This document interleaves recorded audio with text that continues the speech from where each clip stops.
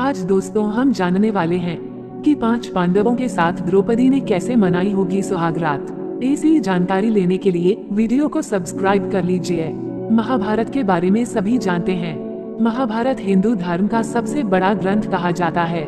महाभारत सिर्फ कौरवों और पांडवों के युद्ध के लिए प्रसिद्ध नहीं है, बल्कि महाभारत अपने अंदर कई सारे ऐसे रहस्य समेटे हुए है जिसके बारे में लोग जानना चाहते हैं। ऐसा ही एक रहस्य 5 पांडव एक पत्नी द्रौपदी की सुहागरात को लेकर भी है।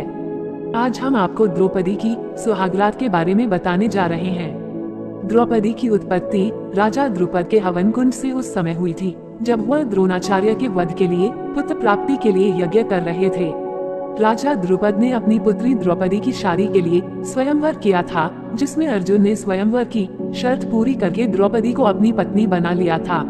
अर्जुन ने जिस समय द्रौपदी को अपनी पत्नी बनाया था, उस समय 5 पांडव भाई अपनी पहचान छिपाकर अपनी मां कुंती के साथ ब्राह्मण वेश में रहा करते थे और भिक्षा मांगकर अपना जीवन यापन करते थे। अर्जुन पत्नी द्रौपदी को लेकर अपने घर पर आए हुए थे।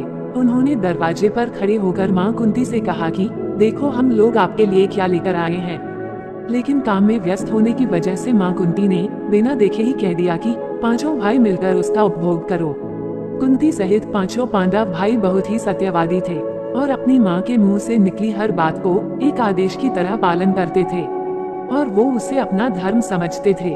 और इस तरह से अपनी मां की ये बात सुनकर गहरी सोच में पड़ गए।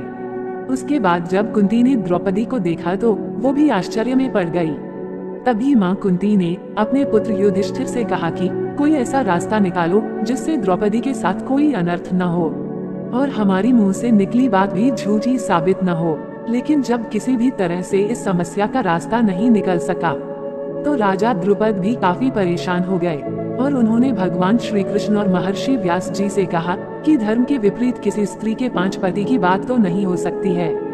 तब महर्षि व्यास बताते हैं कि द्रौपदी को पूर्व जन्म में ही भगवान शंकर से ऐसा ही वरदान मिला हुआ था और इस तरह से द्रुपद अपनी बेटी को 5 पांडव से शादी कर देते हैं। इस तरह कुंती की एक एक करके 5 पांडवों से शादी कर दी गई। आपको बता दें कि सबसे पहले द्रौपदी का विवाह युधिष्ठिर के साथ हुआ। उस रात द्रौपदी युधिष्ठिर के साथ अपनी पत्नी धर्म निभाई। दूसरे दिन द्रौपदी का विवाह भीम के साथ हुआ और उस रात इन दोनों ने सुहाग रात मनाई और इसी तरह से बाकी भाइयों ने शादी की और अपनी सुहाग रात मनाई। आप सोच रहे होंगे कि द्रौपदी ने अपने 5 पतियों के साथ कैसे अपनी पत्नी धर्म को निभाया, तो हम बताते हैं। इसके पीछे भगवान शिव का वरदान था। भगवान शिव जानते थे कि कोई भी स्त्री 5 पतियों के साथ कैसे अपनी धर्म को निभा सकती है, इसलिए उन्होंने द्रौपदी को यह वरदान दिया था कि वो प्रतिदिन कन्या भाव को प्राप्त हो जाया करेगी और इसी वजह से द्रौपदी ने अपने पत्नी धर्म को निभाया। इस तरह द्रौपदी ने एक एक करके अपनी पति धर्म मनाया। लेकिन क्या आप जानते हैं द्रौपदी सबसे ज्यादा प्यार किससे करती थी? नहीं तो चलिए आपको बताते हैं। द्रौपदी सबसे ज्यादा प्यार अर्जुन से करती थी। अर्जुन के साथ ही द्रौपदी का स्वयंवर सबसे पहले राजा द्रौपद के घर हुआ था।